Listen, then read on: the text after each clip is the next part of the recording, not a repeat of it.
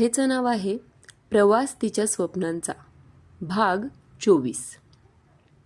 आली बघ मांजरीन, हादडून आली असेल बघ आता काहीतरी. साहिल हसतच बोलत होता. असा का बोलतोस रे तिला? मॉमने हळूच त्याला एक चापट मारली. सारखे भांडत असता एकमेकांशी, जरा म्हणून गप्प नाही दोघेही तुम्ही. अरे ती इकडे यावी म्हणून तूच आम्हाला बिझनेस टूर कॅन्सल करायला लावलीस ना. मग आता ती इथे आलीये तर तिच्याशी छान राहा की. पण नाही, काही ना काही तर सुरूच असते तुमचे. लहान आहात का आता भांडायला अजून? साहिलची मॉम त्याला ओरडत होती. असंच ग, मज्जा येते तिला चिडवायला. आणि चिडली ना मग मांजरीसारखी अंगावर धावून येते मारायला. आणि जशी मांजर हळूच येऊन दूध पिऊन जाते ना, ही पण तशीच कुणालाही काही कळू न देता सगळे कारनामे करत असते. हिला समजणं म्हणजे खरंच मुश्किल आहे बाबा. मला तर वेगळीच काळजी वाटते. साहिल मोबाईल बघत बघतच बोलत होता. कसली काळजी रे? साहिलचे बोलणे मध्येच तोडत मॉमने विचारले. अगं, हिचं लग्न झाल्यानंतर तरी सुधारते का नाही काय माहिती. ही नुसती भुक्कड आहे. जेवण नाही मिळालं ना वेळेवर तर अक्षरशः ज्वालामुखी होतो तिचा. बिचारा तो होणारा नवरा. हिचा राग बघूनच पळून जायचं तू. कुठून बुद्धी सुचली आणि हिच्याशी लग्न केलं असाच विचार करणार तो. साहिल सोफ्यावर उठून बसत जोर जोरात हसत मॉमला सांगत होता. पण त्याला हे माहिती नव्हते की जिच्याबद्दल तो एवढं सगळं हसून हसून बोलत होता ती तिची स्कूटी कधीचीच पार्क करून दारात उभी राहून त्याचे हे सगळे बोलणे ऐकत होती. साहिलचे अजूनही लक्ष नव्हते. तो सोफ्यावर पुन्हा आडवा येऊन हसतच होता अजूनही. तेवढ्यात त्याच्या मॉमचे लक्ष दाराकडे गेले. डोळ्यात राग आणि कमरेवर दोन्ही हात ठेवून ती दारातच उभी होती. आता मात्र मॉमचाही मिश्किलपणा जागा झाला होता पुन्हा. तिने एक नजर दारात रागात उभ्या असणाऱ्या तिच्यावर टाकली आणि साहिलला विचारले. अरे पण तू असं तिच्याबद्दल विचार करतोयस हे तिला समजलं तर काय तर. समजलं तर मग बघू. अजून गाडी पार्क करत असेल ती, कारण माझी बाईक आज मी मध्येच लावली. माझी बाईक हलवून मग तिची पार्क करणार. वेळ लागेल ना तिला जरा आत यायला. साहिल बेफिकीरपणे सहज बोलत होता. रागीट मांजर आणि तिचा बिचारा बोका, असे म्हणत साहिल स्वतःच पुन्हा जोर जोरात हसायला लागला. आता तर एवढे हसायला येत होते त्याला की अजून काहीतरी सांगायला सुचले म्हणून तो सोफ्यावर उठून बसत होता. पण उठता उठता त्याची नजर अचानक दाराकडे गेली. तशी रागात कमरेवर हात ठेवून उभी असलेली ती त्याला दिसली. तिला समोर असे रागात बघून तो ताडकन सोफ्यावरच उभा राहिला.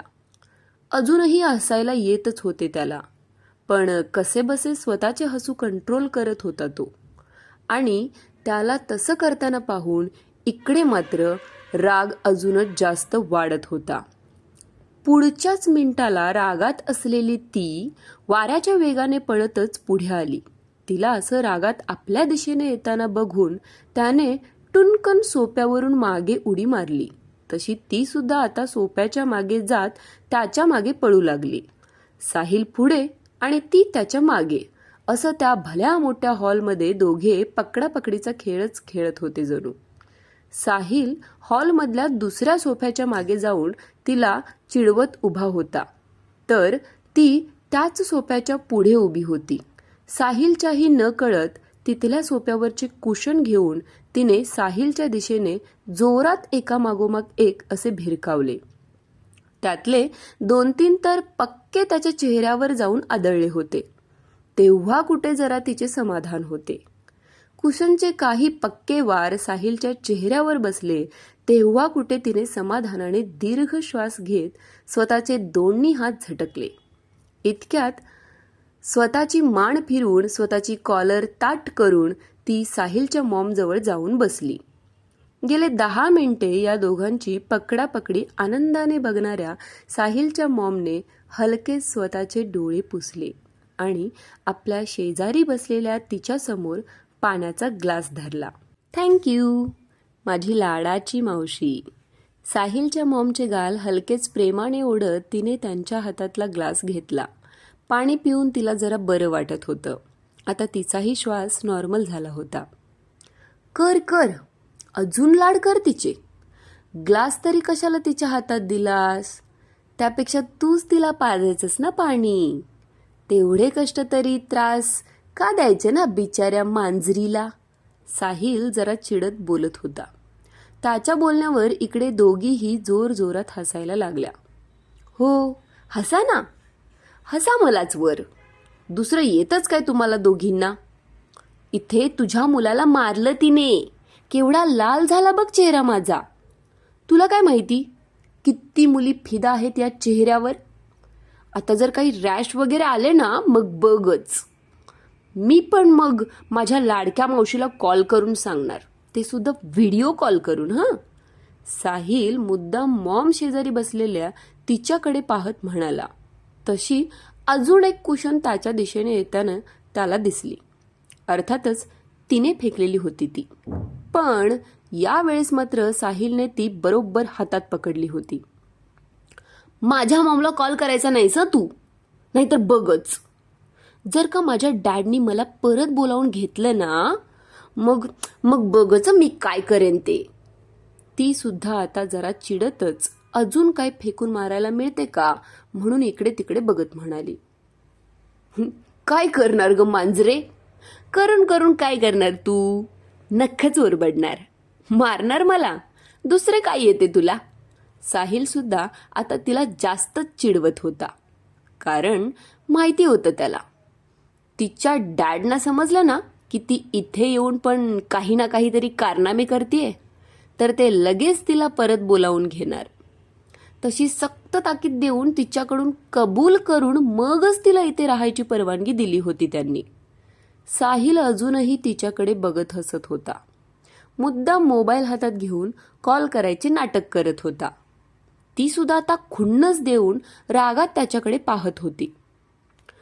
तू जर आता मोबाईल बाजूला ठेवला नाहीस ना तर बघ हां.